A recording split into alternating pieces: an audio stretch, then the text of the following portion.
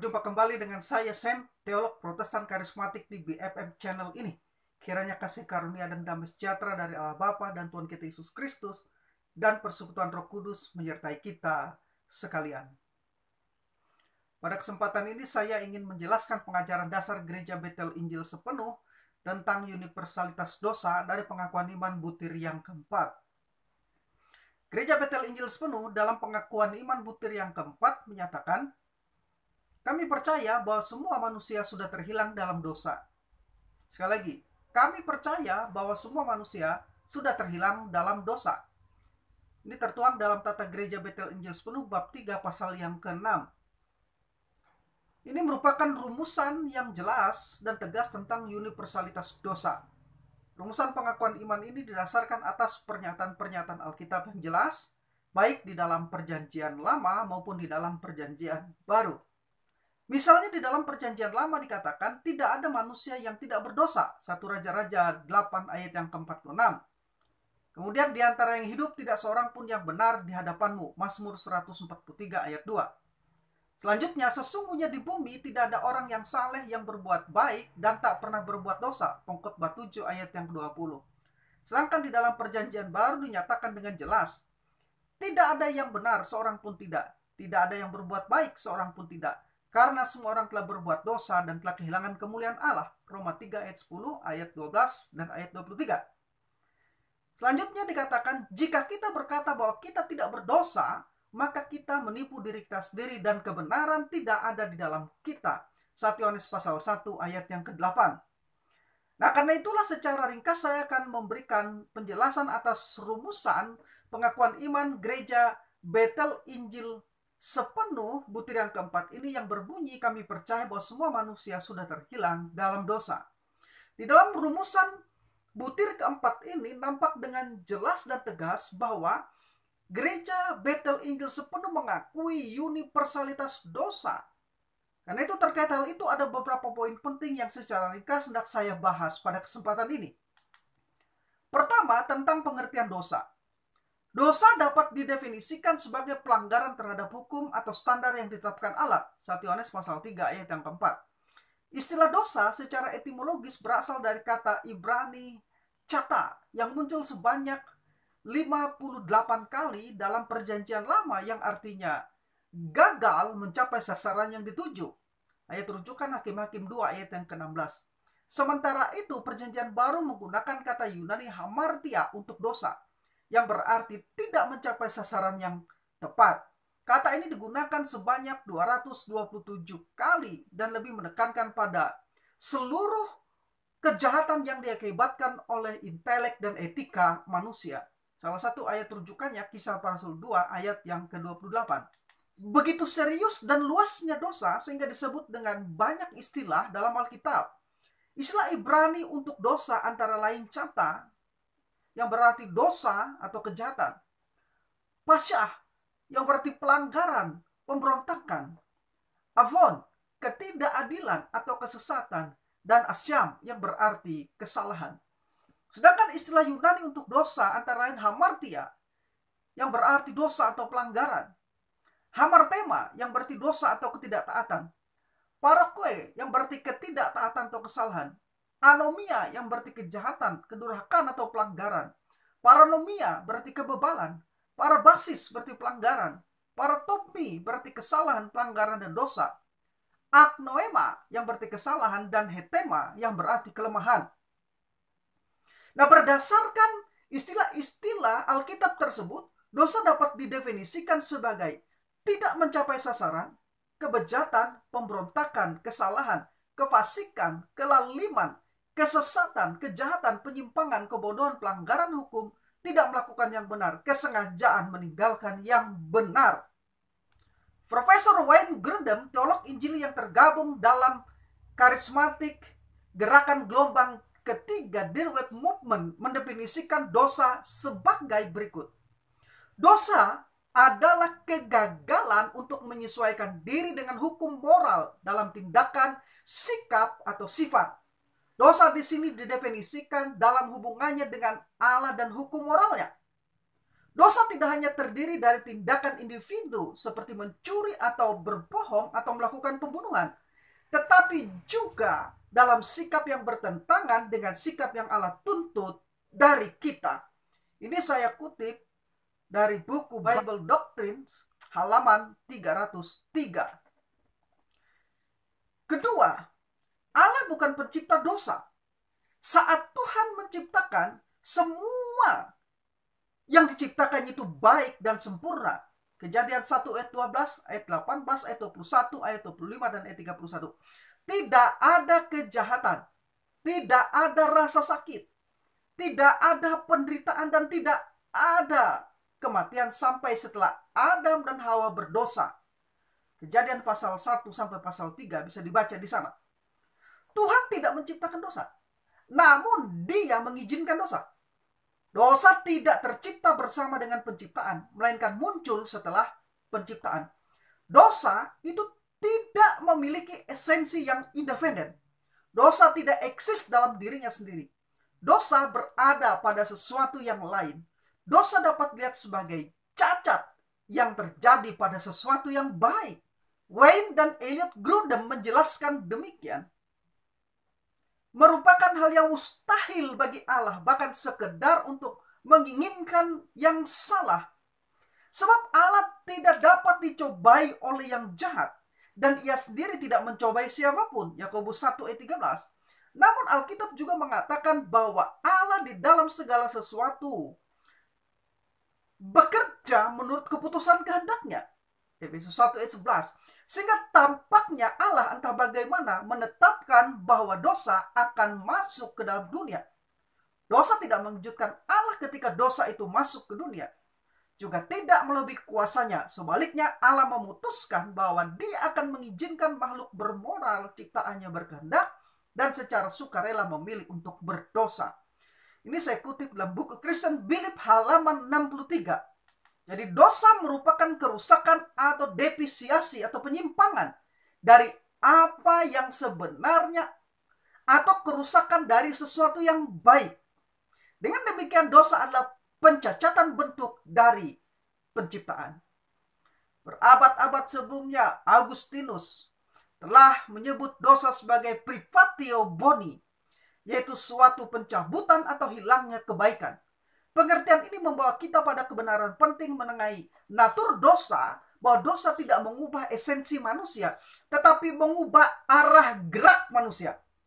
Manusia meskipun telah jatuh, ingat, masih tetap menyandang gambar Allah dalam pengertian struktural, tetapi berfungsi secara salah. Manusia tetap merupakan gambar Allah, tetapi karena dosa, gambar itu telah rusak. Ketiga, dosa itu nyata. Walaupun dosa itu tidak diciptakan, tidak berarti bahwa dosa itu adalah sesuatu yang abstrak, ilusi atau khayalan, atau hanya sesuatu yang tidak nyata. Dosa itu nyata. Adam dan Hawa membuat dosa menjadi aktual pada saat pertama kalinya di Taman Eden. Kejadian pasal 1 sampai pasal 3 harus dianggap sebagai peristiwa historis yang benar-benar terjadi. Kejatuhan merupakan peristiwa historis yang di dalamnya Adam dan Hawa memberontak terhadap Tuhan dengan memakan buah dari pohon terlarang.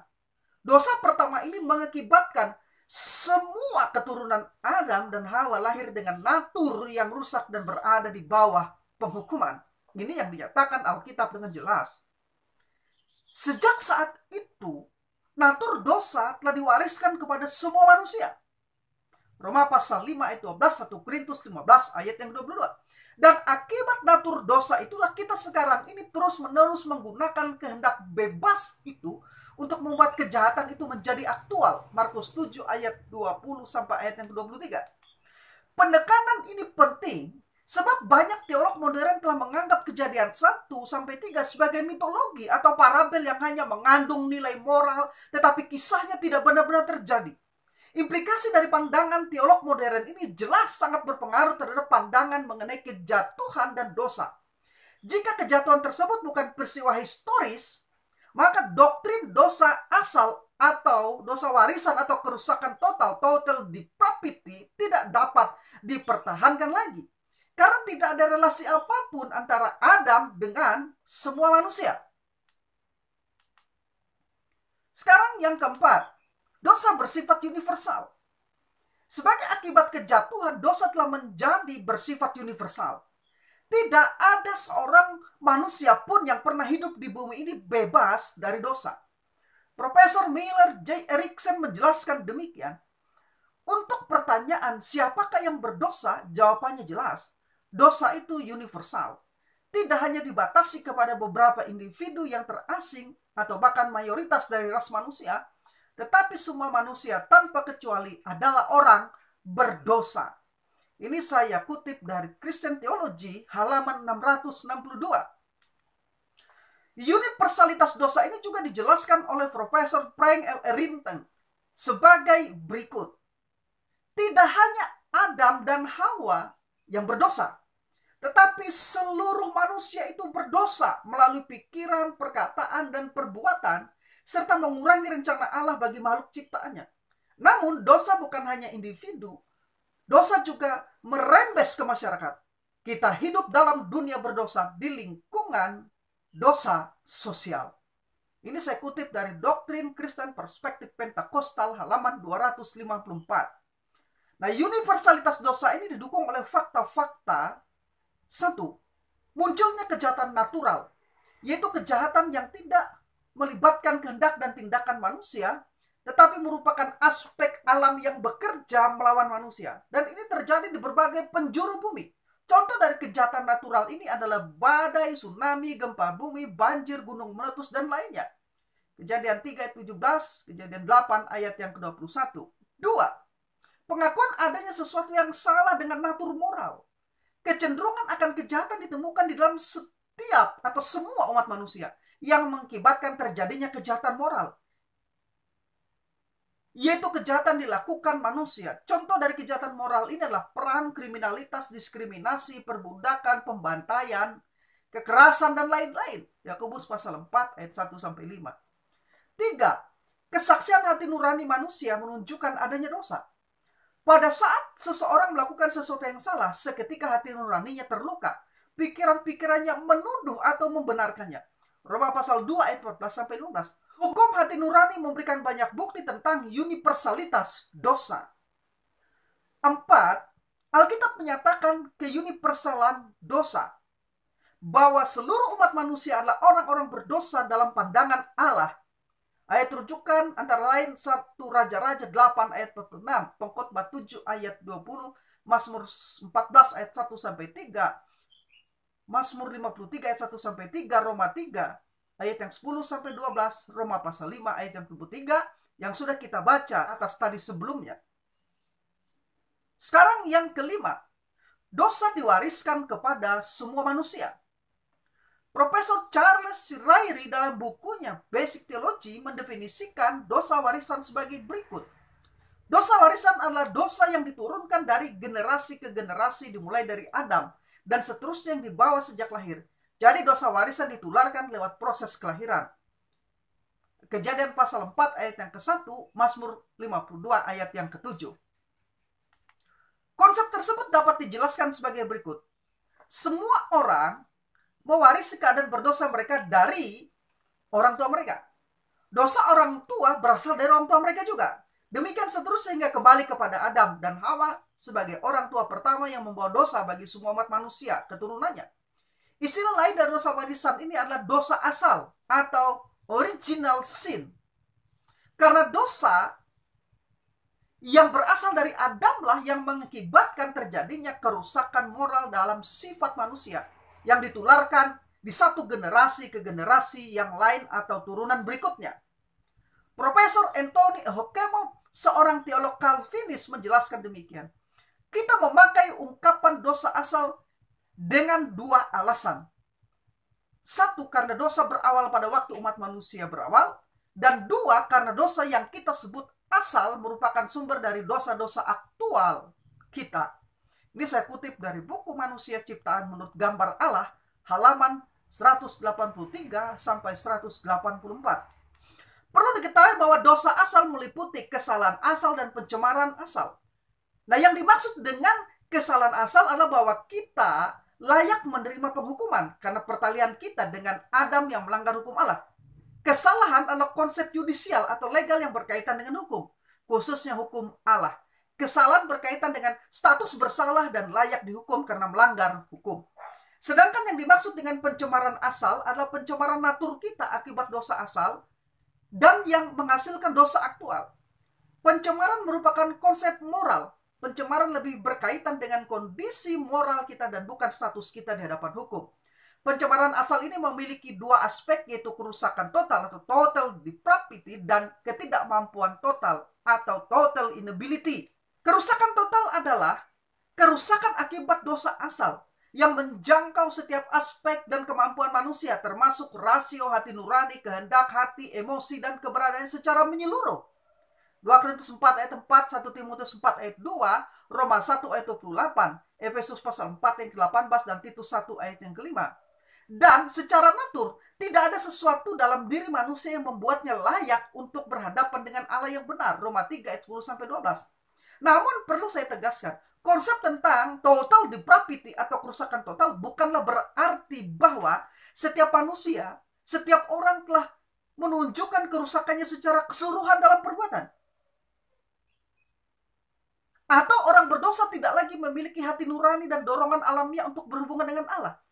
Atau bahwa orang berdosa akan selalu menuruti setiap bentuk dosa. Dan atau orang-orang berdosa tidak lagi mampu melakukan hal-hal yang baik dalam pandangan manusia ataupun pandangan Allah. Konsep total depravity bukanlah demikian. Sedangkan yang dimaksud dengan ketidakmampuan total atau total inability adalah bahwa orang-orang yang belum lahir baru tidak mampu melakukan, mengatakan, atau memikirkan hal yang sungguh-sungguh diperkenan Allah, yang sungguh-sungguh menggenapi hukum Allah. Tanpa karya khusus dari Roh Kudus, orang yang belum lahir baru tidak mampu mengubah arah hidupnya yang mendasar dari dosa, mengasihi diri sendiri, menjadi mengasihi Allah. Ini akan saya jelaskan pada video berikutnya dalam pengakuan iman Gereja Betel Injil Penuh butir yang kelima. Nah, perlu ditegaskan bahwa ketidakmampuan total bukanlah berarti orang yang belum lahir baru sesuai naturnya tidak mampu melakukan apa yang baik dalam pengertian apapun. Ini berarti orang yang belum lahir baru masih mampu melakukan bentuk-bentuk kebaikan dan kebajikan tertentu. Tetapi perbuatan baik ini tidak digerakkan oleh kasih kepada Allah dan tidak pula dilakukan dengan ketaatan yang sukarela pada kehendak Allah. Sekarang yang keenam, akibat-akibat dari dosa asal.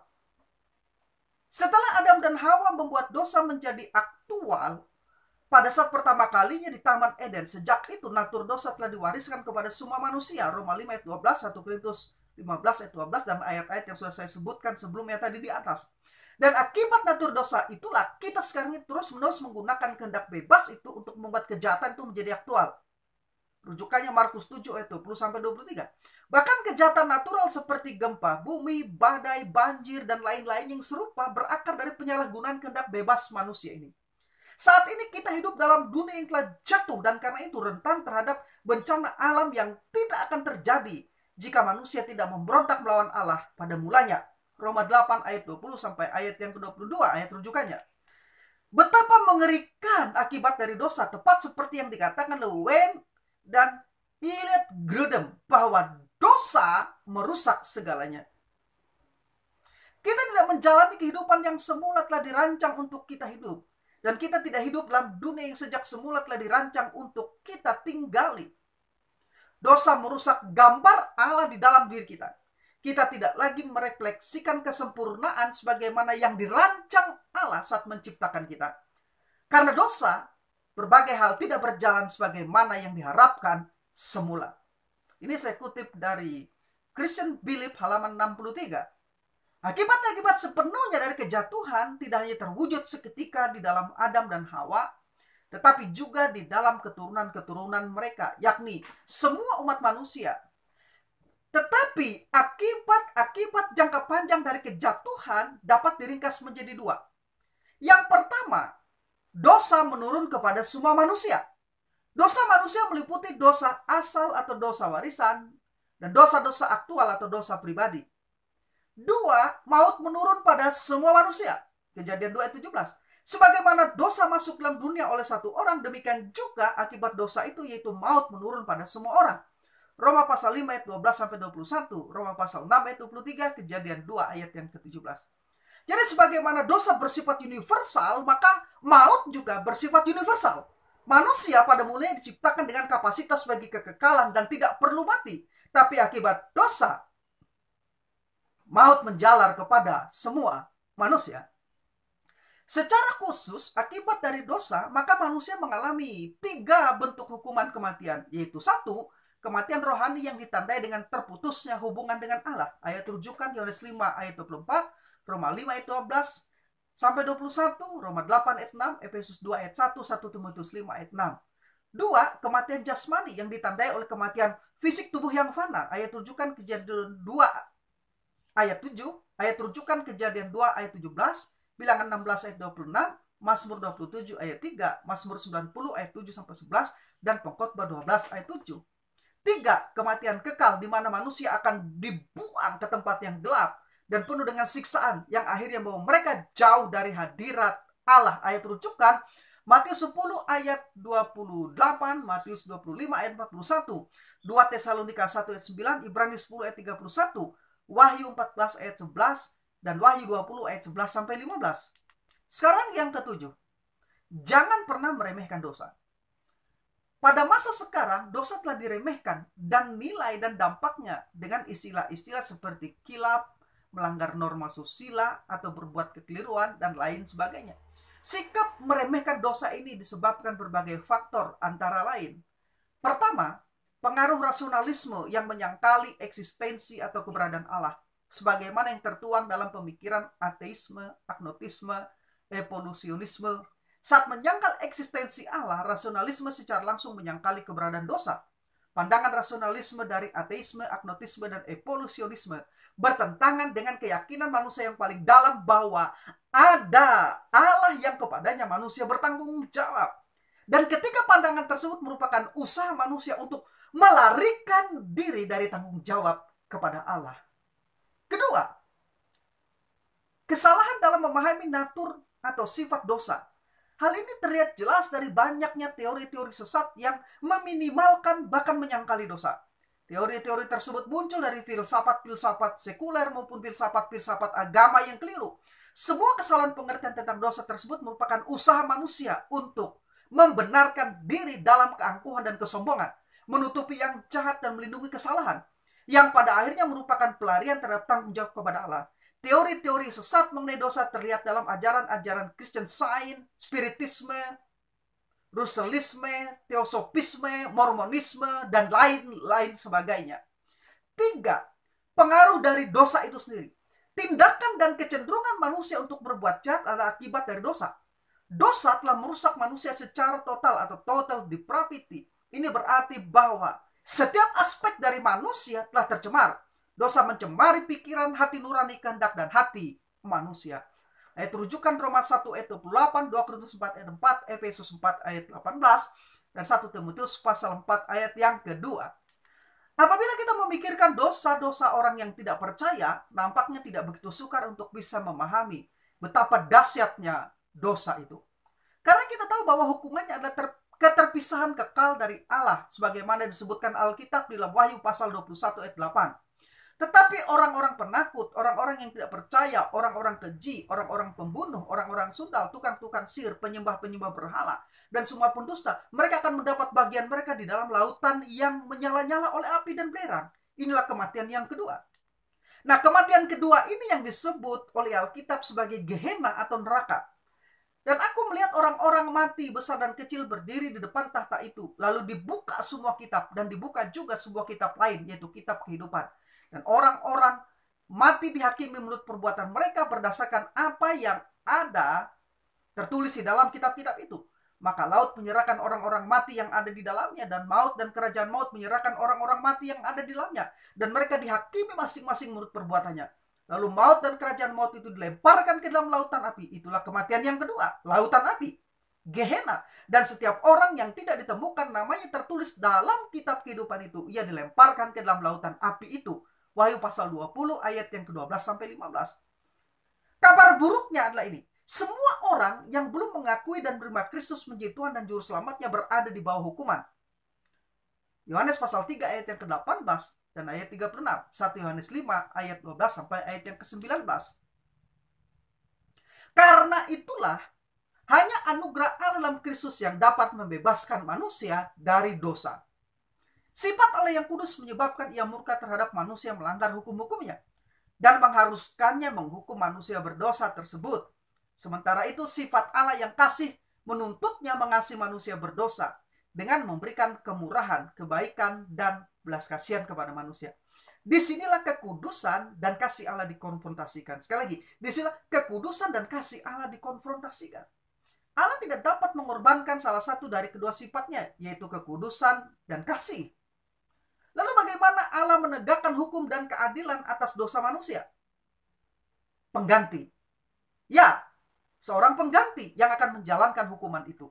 Kolose pasal 2 ayat 13 dan 14 mengatakan, kamu juga meskipun dahulu mati oleh pelanggaranmu, telah dihidupkan Allah bersama-sama dengan Dia sesudah Ia mengampuni segala pelanggaran kita, dengan menghapus surat hutang yang oleh ketentuan-ketentuan hukum mendakwa dan mengancam kita. Dan hal itu ditiadakannya dengan memakukannya pada kayu salib. Hanya kematian Kristus saja yang dapat meredakan kemarahan Allah, murka Allah, dan memenuhi tuntutan keadilannya. Kristus secara sukarela menanggung hukuman yang seharusnya dijatuhkan kepada manusia. Dengan demikian, kekudusan, hukum, dan keadilan Allah ditegakkan, dan secara simultan kasihnya kepada manusia dinyatakan. Pribadi yang terlibat dalam korban keselamatan itu ialah Allah yang menjelma menjadi manusia. Hanya pribadi ini yang dapat menyebabkan keselamatan manusia. Dengan demikian, maka inkarnasi diperlukan di sini. Matius 1 ayat 21, yaitu Allah yang mengambil rupa manusia. Yohanes pasal 1 ayat yang ke-14. Hal ini akan saya jelaskan lebih lanjut dalam video YouTube yang berikutnya ketika saya membahas pengakuan iman Gereja Bethel Injil Sepenuh butir yang kelima.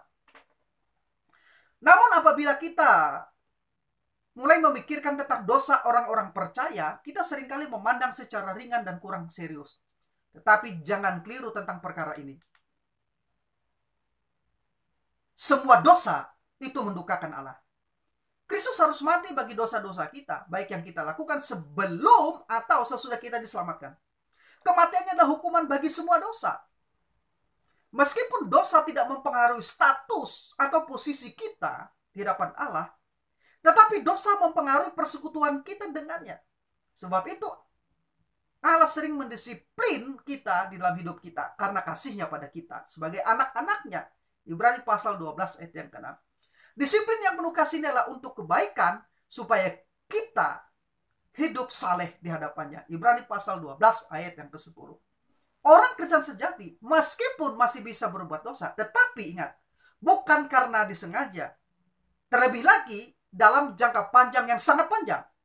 Karena itu jika seorang Kristen berbuat dosa, segera memohon pengampunannya dan bertobat. 1 Yohanes pasal 1 ayat 9. Jika seorang Kristen terus-menerus berbuat dosa, tidak mau mengakui dan bertobat, ia mungkin saja tidak sungguh-sungguh percaya kepada Yesus, atau sebenarnya belum pernah lahir baru, belum pernah diselamatkan.